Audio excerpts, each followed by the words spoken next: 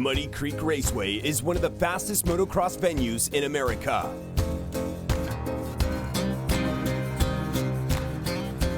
Its big obstacles and rough and tumble terrain provide the perfect challenge for the stars of the Lucas Oil Pro Motocross Championship.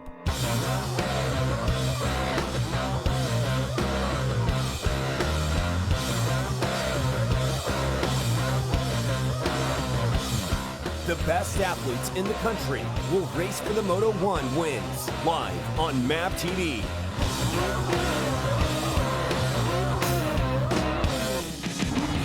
We have reached the southeast, and that means today it's going to be a scorcher. It's round 5 of the Lucas Oil Pro Motocross Championship, sanctioned by AMA Pro Racing, the Red Bull Tennessee National.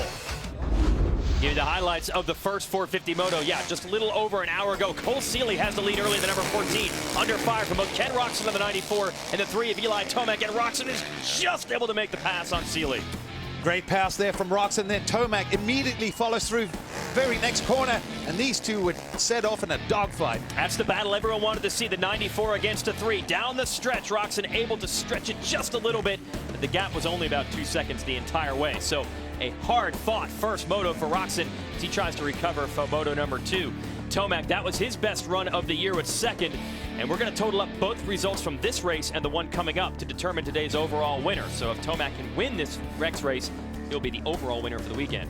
First, battle of the teammates. Soaring Eagle Jimmy John Suzuki. Brock Tickle led early. Ken Roczen trying to get around him on the 94. He goes a long way the outside.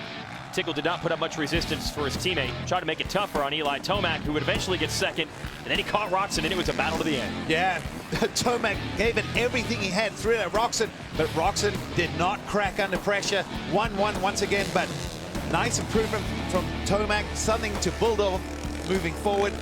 Look at these guys. They went at it all the way to the end. Tomac went so deep into that corner on the entry that he was a little bit slow on the exit, and that gave Roczen a tiny bit of breathing room. 20th career moto win, 9th career overall victory for Roczen, who has won 4 of the 5 overall wins this season. Perfect score when we total up the 2 motos. Tomac just behind him both times. Tomac's closing, but he's got a big gap to make up in the series standings as well. The idle and injured Ryan Dungey goes back to 5th as we take the points from today. Cole Seeley now 3rd in the overall points rankings. Kawasaki's Joey Savacci sits atop the point standings after 4 of 12 rounds in the 250 championship. Joey Savacci wins at High Point.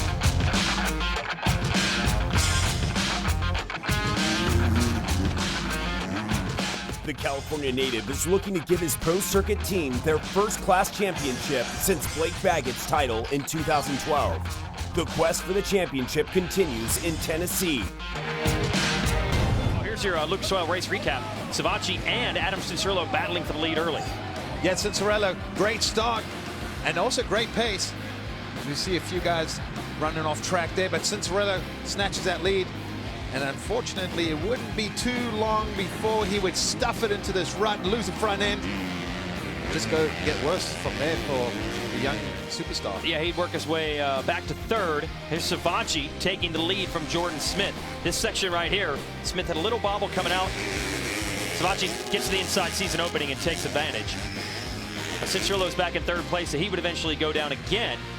Savacci pulls away from Smith, then Smith had to deal with Webb and Osborne, shoving him back to 4th. You see the results here. So Webb and Osborne on the podium. McElrath in a torrid fight with Jeremy Martin down to the last corner. They passed each other twice. McElrath puts the KTM in the top 5. Davalos, Oldenburg, Hampshire, Forkner in the top 10. The 2 crashes push AC back to the 11th spot after it looked like it could have been a podium. For so much of this race, we thought it was going to be Shane McElrath winning the moto and the overall. He gets the whole shot. He's got Joey Savacci right there with him in the 37. Now Savacci won the first moto, is your points leader. He's the big hitter. McElrath did everything he could to hold him off. Watch this outside line here. Then Savacci, uncharacteristic mistake, would drop him back. So that really opens the door for McElrath now. And another crash. So your series points leader, he had to dig deep to just get 7th in this moto. Credit to him for salvaging points after those 2 errors. So McElrath has it until the last lap. Cooper Webb absolutely on fire from way back, mows through the traffic, and then finally makes this pass on McElrath. McElrath rode incredibly well, but Cooper Webb was just incredible in this one.